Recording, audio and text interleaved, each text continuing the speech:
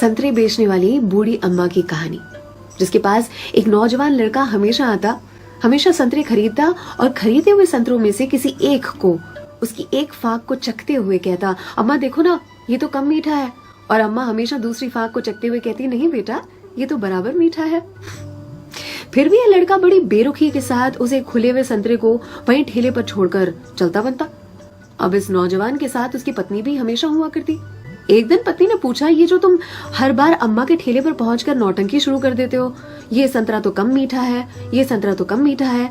संतरे तो मैंने भी चखे हैं, बराबर होते हैं, लेकिन फिर इस नौटंकी के पीछे राज क्या है, चाहते क्या हो तुम?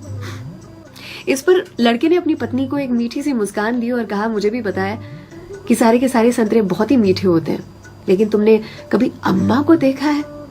अम्मा इतनी गरीब है कि जो बेचती हैं उन्होंने कभी चखा भी नहीं होगा, इसीलिए तो एक खुला हुआ संतरा उनके ठेले पर छोड़कर आ जाता हूँ, मेरी ओर से उनके लिए। अम्मा के बाजू में जो सब्जी वाली थी, उसने एक दिन कहा उनसे, आपको पता है ये जो सरफिरा आपके ठेले पर आता है संतरे खरीदने के लिए, इतनी चिकचिक करता है आपसे कि आप नाप तोल में उसे ज्यादा संतरे दे देती हो। इस पर अम्मा ने कहा कि वो कभी मुझसे संतरे की मिठास पर चिकचिक करता ही नहीं है, वो ये चिकचिक करता है मुझे संतरा खिलाने के लिए, एक छोड़कर जाता है। क्या मुझे पता नहीं है? उसकी चिकचिक में भी उसकी प्यार की मिठास नजर आती है।